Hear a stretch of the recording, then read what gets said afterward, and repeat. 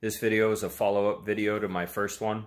So if you haven't watched that video, you may want to, at least after this, or if not before, I'll put a link to it in the description, talking about all the gear I have while it's laid out on the ground and who makes it and why I have it.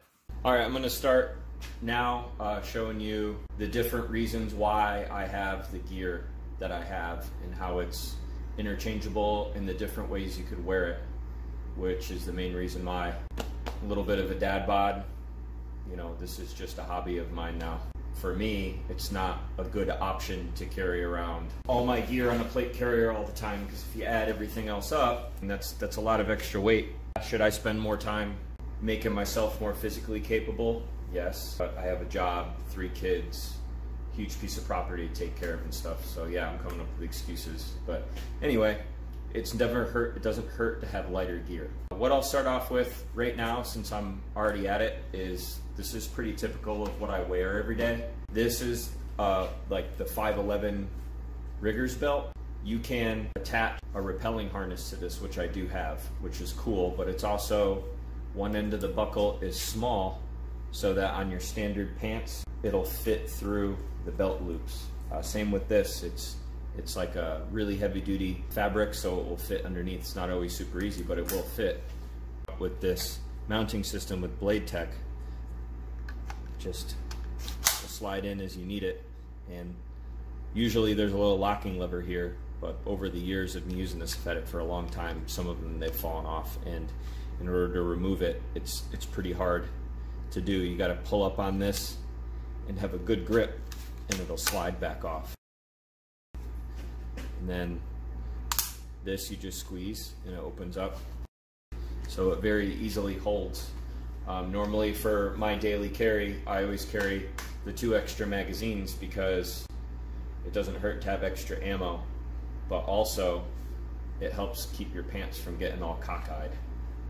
It pretty much evens the weight.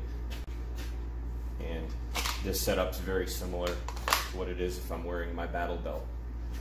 I can also wear this. I'm not wearing a battle belt. I have the chest rig, so I can just keep this on. So say I have the chest rig in my truck or something with my rifle, this is what I'm normally carrying.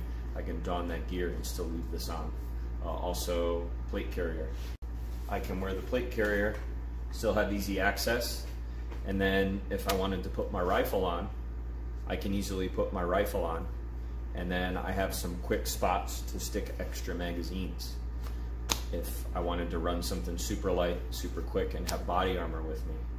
And if you really wanted to, this doesn't work out well on me because I'm such a scrawny person, but you could put like a next size up button-up shirt over this, and you could probably wear this plate carrier and then concealed carry, and you would have protection and be somewhat covert. So the chest rig portion, this is the most important part and the most commonly used part of my gear, because it's going to bear most of the essentials that you need, along with the ammunition for your primary weapon system that you're going to be defending yourself with. A lot of times I'll have it exactly as you see it right here, rolled up in my truck next to my rifle. I take one of the mag pouch flaps and I put the neckband piece of my swordings through, and my whole comm setup is set up good there. You know, I got my mags in there, my dangler with a couple extra supplies in there, and then this is empty right now, but you know, I'll fill this up with water so that way it can be grabbed quickly, you know, and again, say I have my pistol and stuff on. And even just like that, this is effective. It has adjustments on here for you to cinch it up for it to fit tighter. And then the straps I talked about before that I have going through the camelback go to the bottom. You can adjust it from both sides to keep it tight, and you can loosen those if you're putting this on over the chest rig. This is probably what I primarily have most of the time. I got my sling retainer catch on here from Condition Gray. This is phenomenal for the Tavor. You can see it keeps it nice and neat. So I mean, this is something I could have grabbed, throw it on, and it's ready to go. And then you can deploy your sling really quickly by pulling that. Get your sling on, and then very easily have your comms on ready to go. At minimum, this is for hearing protection.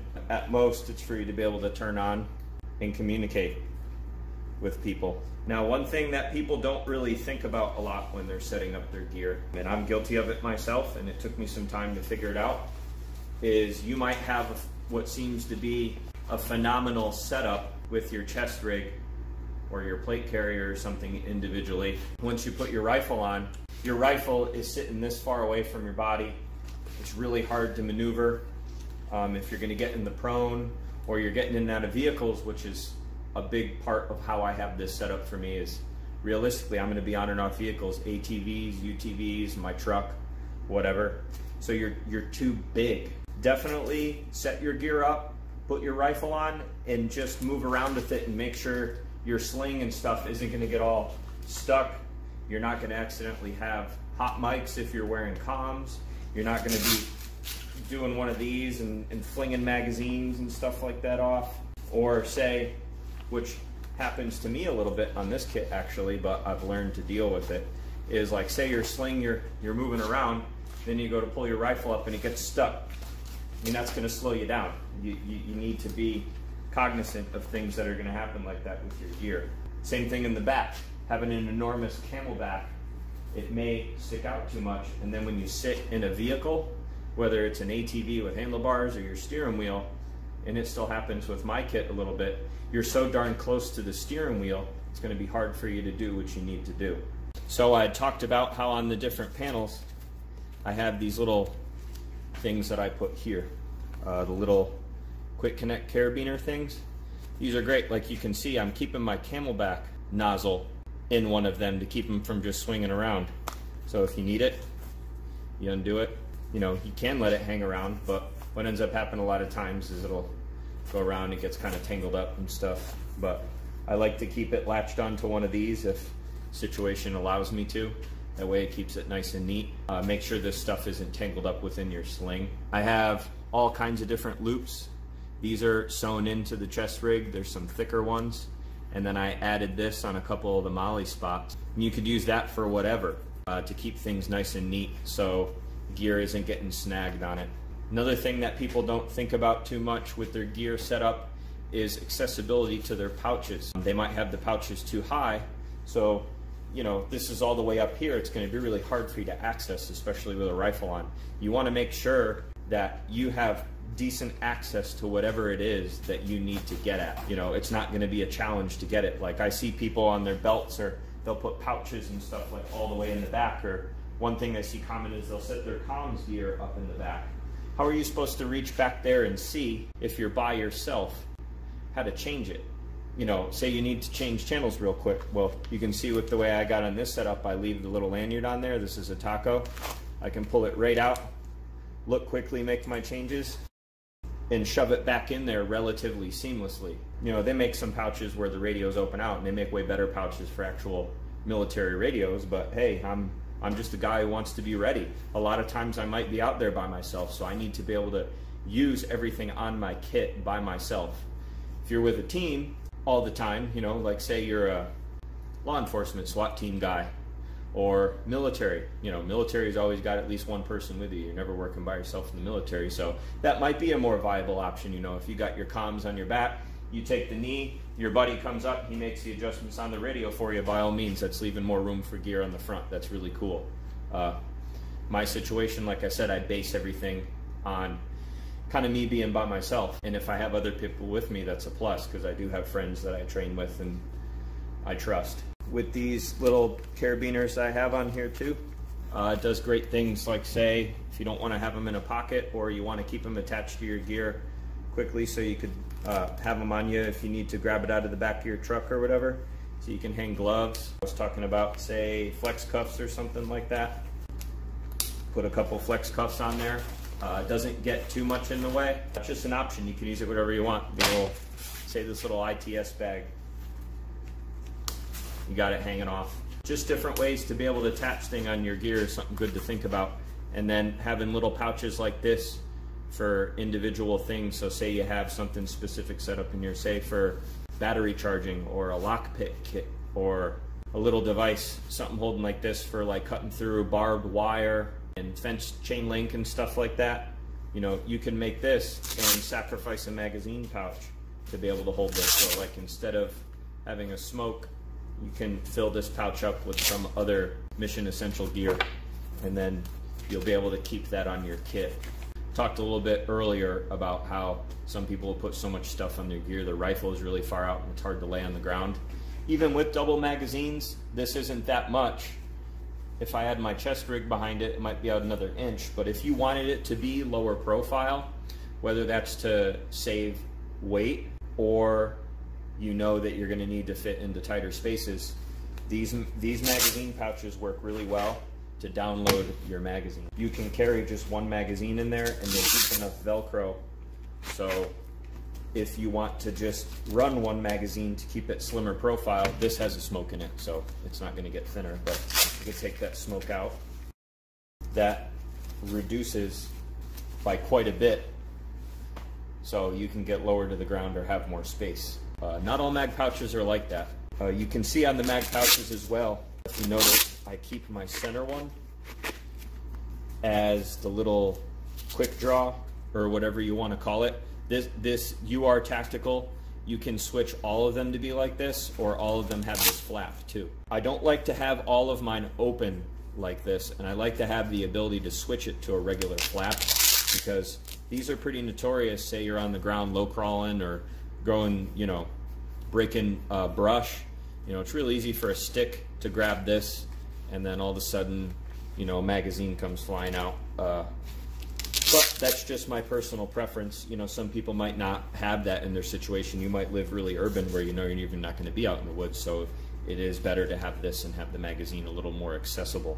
One of the reasons I have it as quick draw in the center is with the way my PTT attaches here. Sometimes the magazines will grab the little hook that I have on my push to talk, so I decided to just have it in the middle. That way, this is probably going to be what I'm drawing from the reload if I need to really quick. You know, I still use it and I've done it plenty of times from here, but I just like to have it in the middle. Okay, so I'm almost finished putting it through here, but this belt loop attachment dump pouch that I have for my kit. Some people like to keep these right on their battle belt, but I don't always run the battle belt.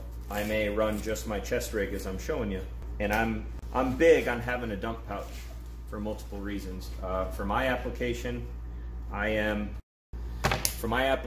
just a guy who likes to be ready. So I might be out by myself, or I might be in a situation where I can't acquire more gear if it's lost.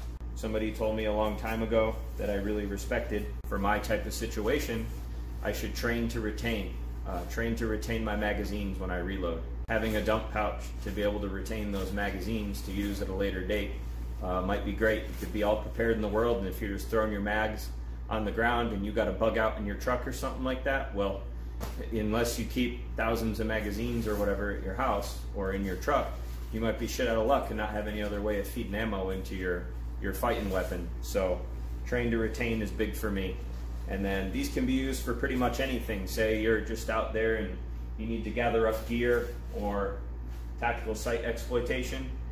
It's a good way of keeping it. Keep gloves in there. I mean, you name it. You can keep things in there for your mission, or it gives you quick storage space for your mission. This one has MOLLE on it, so it's another rack to be able to attach something to quickly if you needed to. I don't like to have anything rolled up on it or attached to this, because then you can't really roll it up to keep it a little more streamlined. But it's an option for you. Options are the biggest thing on my gear, is being able to be versatile and apply it to your situation. All right, I had to come back and refilm this part here. I either erased it off my phone by mistake or didn't actually hit the record button on the phone. The next step was, I've already talked about my chest rig, and the next step is the chest rig with the battle belt, which is my most second common setup. As you can see, I changed my belt to the internal Velcro. I didn't always run one that had an internal belt like this. I decided to for a couple of different reasons. The main one being is that it keeps the belt with the internal Velcro from sliding too much up or down. Like if you were on the ground low crawling and stuff would slowly get caught and it would ride too far up, or it would actually start pulling farther down onto your hips, which after walking around with it for a while would start to give you like a little bit of a problem. And I didn't like running one of those really fat battle belts that's got a huge amount of padding, because for the same reason, I prefer most of my gear to be on the chest rig. The belt is just an addition to be able to mount the sidearm and some extra gear if you need it.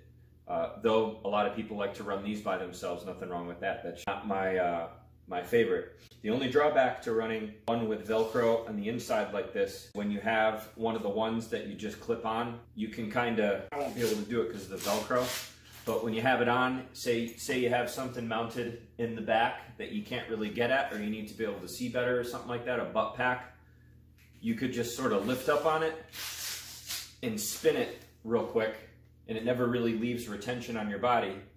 Do what you need to do, grab chow, grab a map, whatever, and then swing it back around.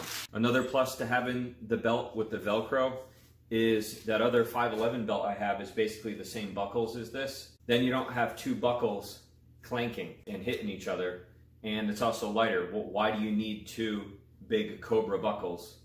And I've seen a few people do, which is actually pretty cool, is like when you have the two buckles, you sort of mix them. So you take one from your internal belt, buckle it to the external, and then vice versa, and it helps hold it all together, but that's a lot of extra weight and you don't need it. So if I know I'm gonna run a belt, I just put this Velcro interior, and this is still rigid enough when you take it off, you can put the paddle onto it and stuff like that. It's just not super convenient. Not as quick putting it on with the internal belt, because you got to make sure you get it in the right spot. Otherwise, you know, you can't just pick it up and rotate it. And also, if you don't have, like, see, I'm running into issue right now. I don't know if you can see it well in the video. I don't quite have the internal belt cinched tight enough. So as I'm going to buckle it up, it's not allowing my belt to close enough. So I got to adjust it. I adjusted the internal belt tighter. It should be good. There we go. And you'll see, and this goes running the battle belt or not by itself, I have my buckle offset. So that way when I have my rifle slung or whatever, especially if the dangler's not on, it's not hitting that metal right in the front. Same thing if I lay down or in a vehicle, that belt really isn't going into your gut. And then since I run the belt smaller because I didn't want as much molly on it, I didn't need it because I wasn't going to put a lot. This makes it so I can position everything a little bit better. Like my pistol is right at my side where I need it, but then it puts these pouches slightly more forward. This again is another comfortable setup. Nothing really interferes with anything on my chest rig, you know, that's why I thought it out. But you can still attach stuff quickly to this belt if you wanted to. Like for example, this can also be worn onto a belt. So I could take this and offset it and put it to the side, have it easily removable, and then use the bigger Chase tactical dangler up here, or, you know, whatever. It just gives you some options. You can put the dump pouch in this spot and have it more up in the front if you wanted to. Again, that would suck for when you're sitting and stuff like that, but that's an option. You could have that dump pouch right here hanging off the belt. You could easily take it off the belt by your regular belt by itself and put it on here or the back. And I'll get into this space in the back a little bit more later when I talk about using the belt just by itself. So another plus to this is I have two double magazine pouches. This one has an IFAK in it, like I showed you earlier with the gear laid out. Obviously you don't, well, you might, but you don't have to use two IFAKs. So if I'm carrying it like this and I needed to carry, say, my lockpick kit in that little ITS pouch, I can take the IFAK out of this, put it in there.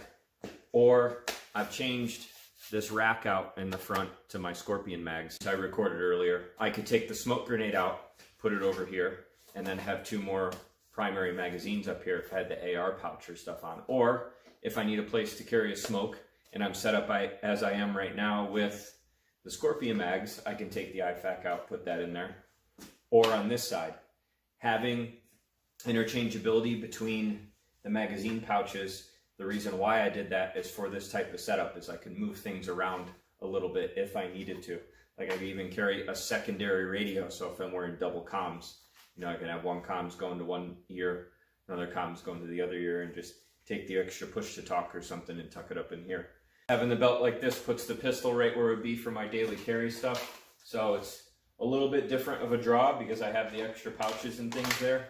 But that's just the nature of the beast. You're carrying more gear, so it's going to be a little bit different. Talking about running the battle belt just on its by itself.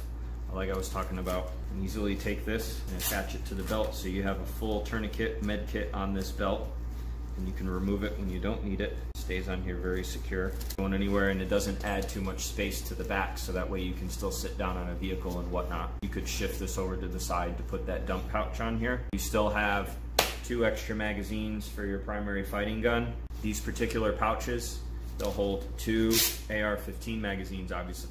That's what they're intended for. I can also fit 2 CZ Scorpion magazines side by side in this pouch too. 30 rounders or smaller, it'll work with smaller.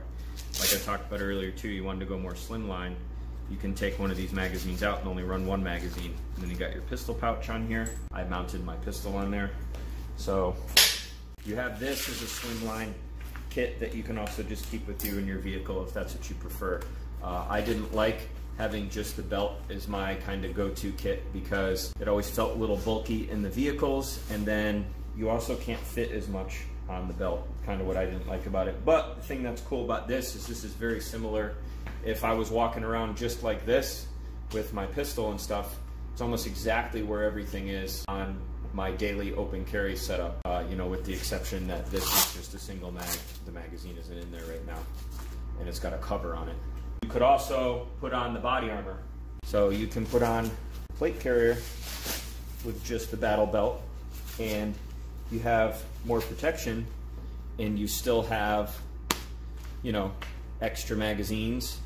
And then if you really wanted to, you have these pouches in the side that you can put extra magazines into. So you can put extra magazines. They're not in the best place to be drawn from. You can also put your comms gear in here, so you can tuck the Baofeng radio in here if you want. I don't prefer moving the radio around because I have that antenna that wraps through my gear, but if you're running just a regular like rubber ducky, you can easily pull your radio out and stick it in here. Or any of your other little kits that you might have, they'll easily go in here, and you have that stuff ready to go too. The 2 different dangler pouches that I have, I'll just use this empty one for example. These can be used with the plate carrier. So say you wanted to take some of the weight off your chest rig because you knew you were going to be wearing the body armor with it, or you needed to carry something extra, you can put it on there, and that doesn't add, even with stuff in it, too much room to your overall thickness of your kit. If you were wearing everything, like I said, with the adjustment that's on this chest rig, you can put the chest rig on over the plate carrier, and it helps hold it secure because there is some exposed Velcro in the back of this chest rig, so it attaches to the Velcro and stuff that is already on the plate carrier. And then all the buckles, you'll still buckle up the same to make sure it holds tight. They just don't need to be as tight, and that way you can wear everything. Now this is obviously super wide, but this is going to provide, you know, you the most protection. I have the double dangler going on right here now, which you can do if you want. I just left it on there from the previous part I recorded. And this is a usable setup, and you have even more extra storage because you have the, you know, you can tuck a couple extra magazines back here. I don't do that, but you have the ability to carry a lot of extra stuff with you and interchange everything with this setup, which is great. So you have like all different types of threat protection, as well as how much ammunition and different types of gear you can carry without your kit really changing a whole lot. With this chest rig sort of being the hub of the whole kit, everything's the same. So whether I'm wearing just the chest rig with the belt, the chest rig with the body armor, or no belt, body armor, chest rig, you know, whatever way you mix it, everything's kind of in the same spot. So you have that muscle memory with you. You know, this is still manageable. Everything fits nice and tight on here. You know, these are gonna flap around no matter what. But even with the rifle and stuff on, you know, my shoulders aren't that blocked up. So, you know, switching from shoulder to shoulder. If you needed to carry a backpack, like I said, you can take the hydration pouch out of here and carry a backpack. Personally, I wouldn't be wearing a backpack with all this stuff on for my application, but you might have to, and this is just giving you an idea of that.